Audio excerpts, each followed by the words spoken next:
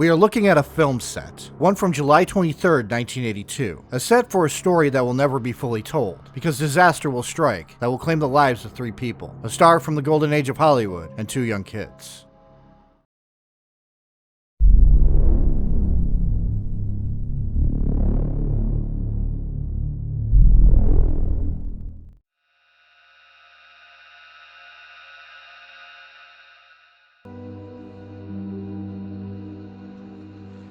Sunnyvale Rest, a home for the aged, a dying place, and a common children's game called Kick the Can.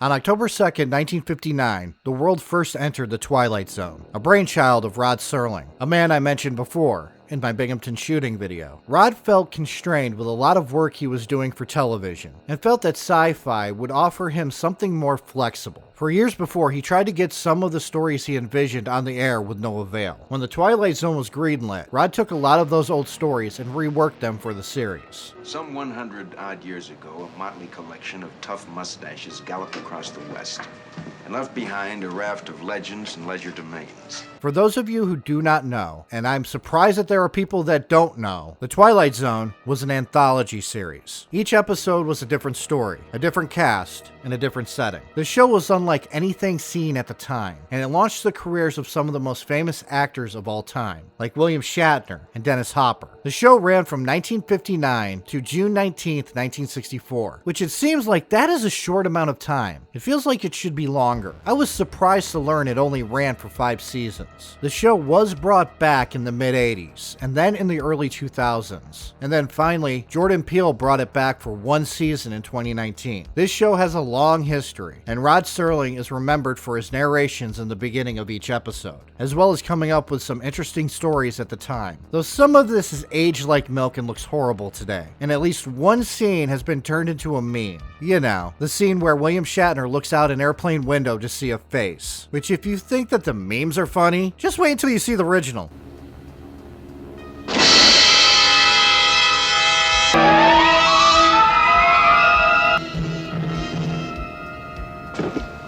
Yeah, some of Shatner's choices and how he expresses himself look more like comedy than horror. Also, why is Bigfoot on the wing? Before the 1985 version of the show was greenlit, there were attempts to revive it between the time the show ended in 1964 and the beginning of the second series in 1985. This would be handed off to Steven Spielberg, but Spielberg decided that instead of a new show, why not turn it into an anthology movie, which would consist of 4 stories. 3 stories were reimagined from the original television show. Those were Kick the Can, Nightmare at 20,000 Feet, which was the William Shatner episode, and It's a Good Life. The 4th was based off an old episode very loosely. Time Out was about a bigoted, hateful man who quantum leaped into the bodies of the types of people he hated, which included a Jewish man in Nazi Germany, a black man in Alabama in the 1950s, and a Vietnamese man during the Vietnam War. That last one will be important later. And Vic Morrow was hired to play the bigoted man in question. Vic was looking for any work he could possibly find, as his star was kind of fading at the time.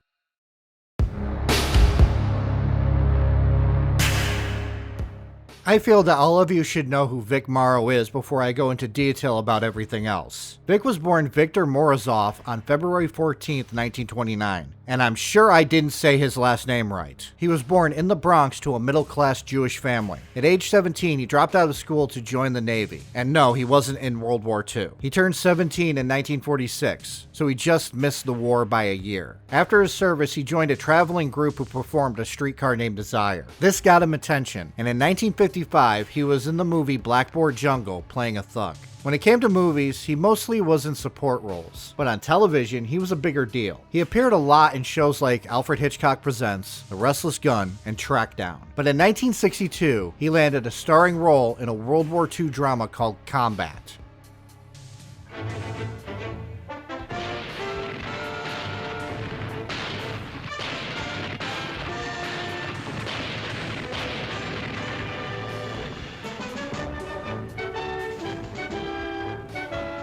This show was a hit at the time, lasting from 1962 to 1967. This show was set in the European theater, with Morrow's character leading a group of soldiers with the goal of getting to Paris. After the show ended, he mostly stuck to directing, like directing the film Death Watch, which, fun fact, Leonard Nimoy starred in. He took the lead in a made-for-television film in 1969 called Target Harry. By the late 1970s, though, most of his roles and most of the movies he directed were pretty forgetful. Morrow wasn't a big name to begin with. Though he did do a lot of movies, it was mostly on television shows he was best known for. He is also the father of Jennifer Jason Leigh, who people are going to probably ask who that is. And to them I say, I've only seen her in Road to Perdition, but she's had a lot of other roles. She's been around since the 80s, so you've probably seen her in something. But her father, in the 70s, seemed to go with any role he could possibly get. It is pretty varied. I'm going to read some of the titles of the movies he appeared in the late 1970s to show you what I mean. The Ghost of Cypress Swamp,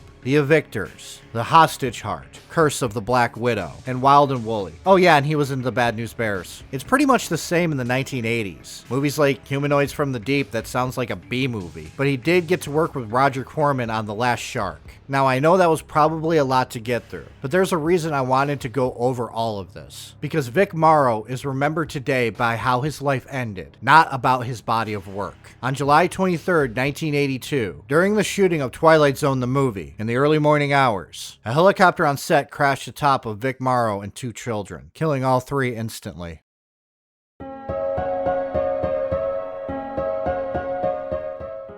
Back to the film for a second, as it's important to discuss that not all the segments in the movie were directed by Spielberg. In fact, only one was, and that was Kick the Can. The rest of the stories were directed by different directors, which was intended to add a little variety into the movie, as not all directors are the same. The other directors were George Miller, Joe Dante, and John Landis. But we are going to focus on John Landis, because he directed Time Out with Vic Morrow. Landis directed The Blues Brothers, Coming to America, An American Werewolf in London, Animal House, all epic movies and an epic backlog for this one director. Landis, though, was a director in a time when directors had more leeway. Spielberg and George Lucas at the time had bucked the system that was in place, creating the most memorable movies of all time. Movies that wouldn't have been made if studio execs and producers had forced their input. These two, along with Brian De Palma, Francis Ford Coppola, and Martin Scorsese, showed that if you allowed a director some freedom, they could make magic. So it was a time when directors had a lot more freedom, and that isn't always a good thing.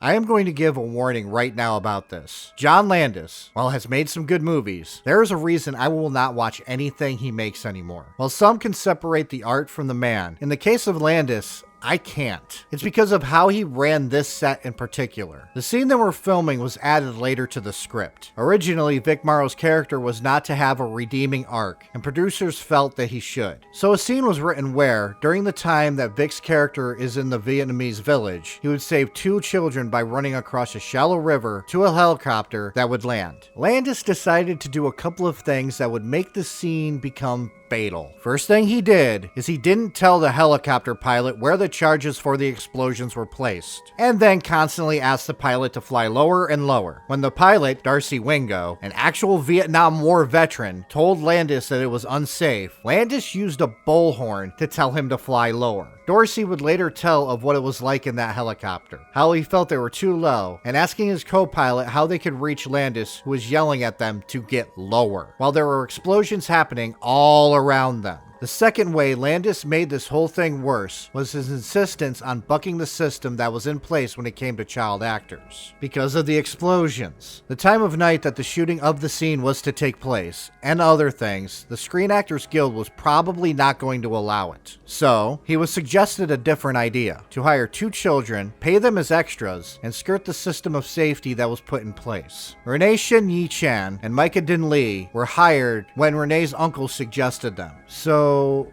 Landis put in danger the helicopter pilot by not telling him where the charges were set so he can avoid them. And he put 2 children in danger because of his insistence on shooting on location and wanting children in the scene. He He also hid the children and didn't tell anyone they were there. Not the pyrotechnics guy, not Dorsey Wingo, and people tried to warn him that it was unsafe. And what was his response? To joke around saying that he could go to prison for this. He also shrugged off all warnings that they could lose the helicopter. This is all not alleged. It came out in court, which I will get into later. These are the testimonies of the people who were at the scene and worked with Landis on this project.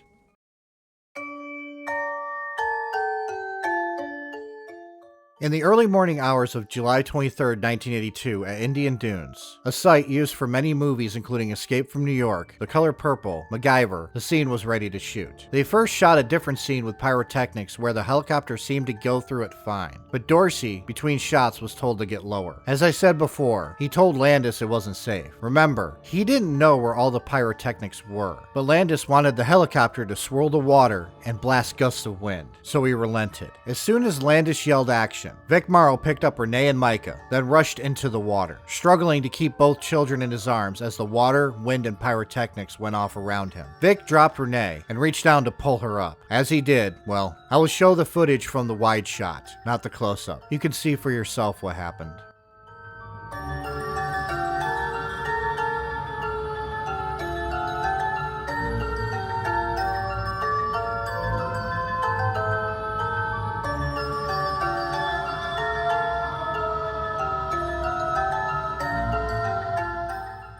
The helicopter turned 180 degrees. The tail ended up in the path of a hidden pyrotechnic. The blast caused debris to hit the tail rotor, and the heat singed the tail. While some say it seared the tail off, in all images I found, the tail is still there. It might have snapped the rotor off. Either way, the helicopter came crashing down on Vic Morrow, Renee Shin-Yi Chen, and Micah Din Lee. Micah and Vic were decapitated. Renee was crushed under the helicopter. All three died instantly. Micah was only 7 years old, and Renee was 6.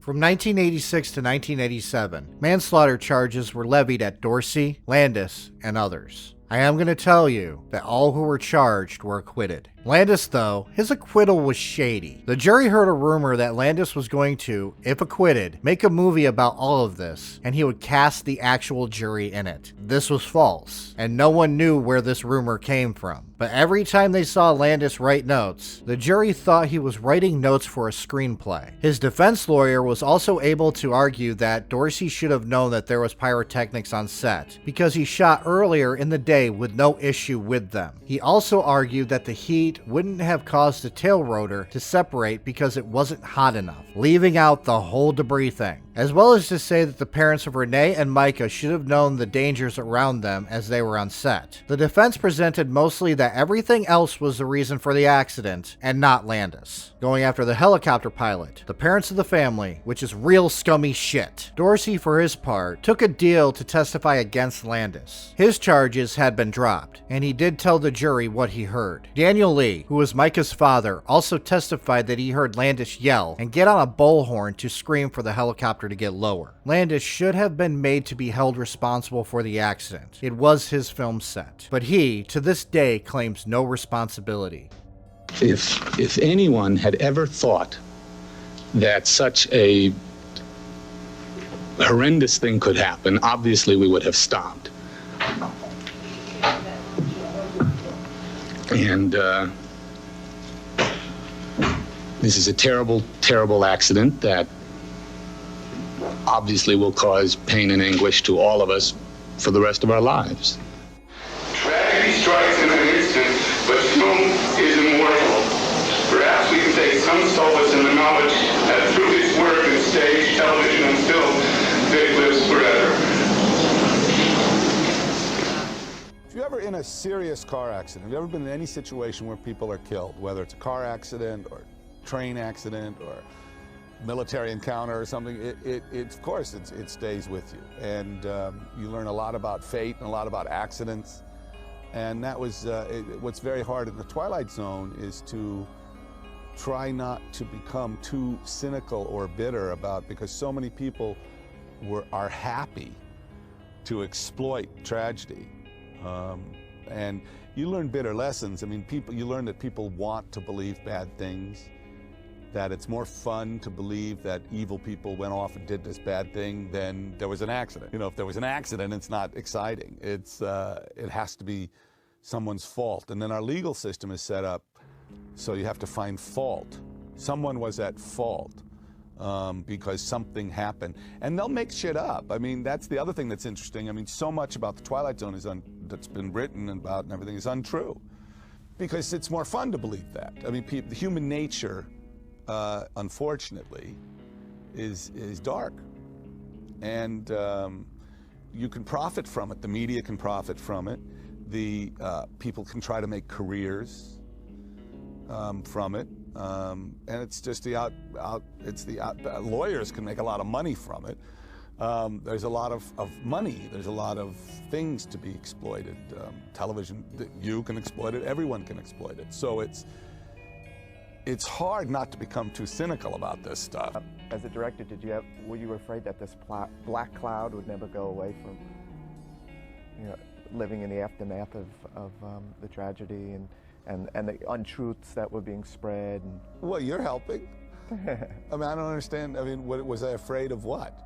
Well, a lot, you know, like you were saying, that all these untruths were getting out, you know, even though... Well, it's not, I mean, what I've learned is there's really not much you can do about it. I mean, you can't really protect yourself from lies. I mean, I know what happened, or it took years to, actually it took almost 6 years to find out what happened in the Twilight Zone accident. That was interesting, because nobody really understood what the hell happened, you know. I mean, now they keep saying about how the helicopter was hit by something that was blown up. Well, that's not what happened, you know, and stuff like that. The question is an odd one, because I don't know how to respond to it, because am I afraid of it? No, I'm not afraid of it. Am I unhappy with it? Of course. Mm-hmm. But in terms of the Twilight Zone, that was absolutely terrifying and horrendous thing. And of course, I mean, I don't know, unless you've been in a violent accident situation or seen people killed, it's hard to, yeah, I think about it all the time. You know, it's terrible. Right. So 6 years later, what was some of the evidence that finally came out, or? Well, is this about the Twilight Zone, or what is this about? No, I'm just trying to get some back, you know, some color. Tony, no, this is not. This is okay. We can move on. Yes, we can. Okay. It didn't just go down. It wasn't. It actually spun around for a few times. What was going through your mind when that helicopter was spinning? Did you know you were in trouble? Oh, definitely. There was a blinding flash of the explosions alternating with the solid blackness of the night, which was either illuminated by the fireball or was blackness, and we were spinning as many as 5 or 6 rotations before we came back to the Earth. And there was no way to get in contact with them. They were coming across the river when there was. I had no idea as a pilot exactly where we were because of the violent turns in the aircraft. How many turns did it make? The specialist that took the footage and did a frame by frame count estimated 5 to 6 turns, complete 360s. So you were just out of control. That wasn't where it ended, though. After that, it became something where they tried to actually say that you were at fault on that, right? Well, they came down. Everybody was at fault. Sure, they came down to 5 defendants with the producers of the movie, and the pyrotechnics chief and myself were named as the 5 defendants, right? How long did the court thing go on? It went on 6 years, Bruce. Ooh. Oh. There was a pre-trial, and then that took forever, and then after the pre-trial got going, of course there were the NTSB hearings before that, and so, you know, they put us through the grill. And ultimately, you know that the pyrotechnics actually blew up the tail roller and crashed the helicopter in your heart, and you knew what happened. But you don't know what they're going to come up with in a court case either, though, do you? No, and we actually weren't sure exactly what had happened to the tail rotor. As it turned out, it was baked off in the heat of the fireball, which wasn't supposed to be there at the time, but it was thought by many, including the prosecution. The NTSB fellow suggested at one time that a paint can lid had flown up in the explosion and taken out the tail rotor. But that was disproved. And the analysis, after it was all over, the jury decided that we were not at fault. Daniel Lee and Dorsey both were shaken up. Dorsey because of the accident itself, which left him feeling immense guilt. Daniel Lee for a different reason. Daniel Lee was a Vietnam War survivor. Lee was Vietnamese, and he saw firsthand the carnage of war, and this whole ordeal gave him flashbacks of the time he was living in that country. On top of standing there, alongside Renee's family, watching as their kids were killed, something no parent should have to endure.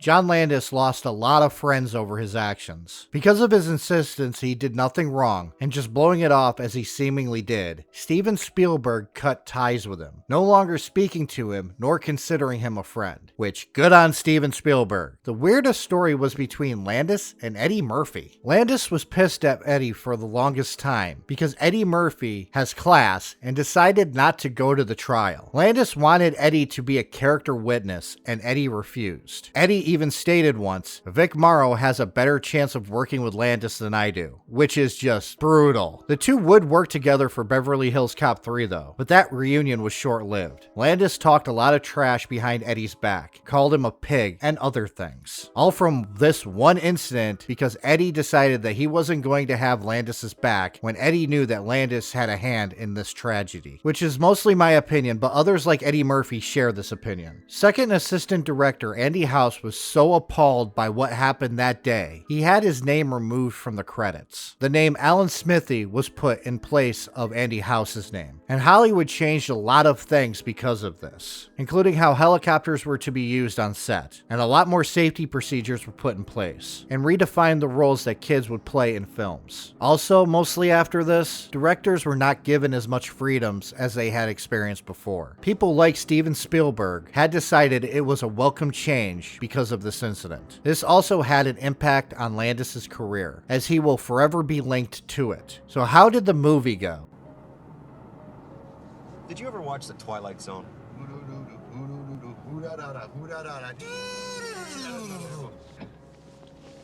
Scare me. Are you ready? Okay, go ahead.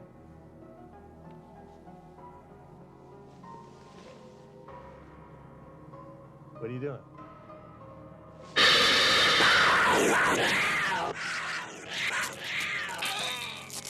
Not so well. It wasn't a huge hit in theaters, though it does have its fans. I think the helicopter accident overshadowed the movie itself.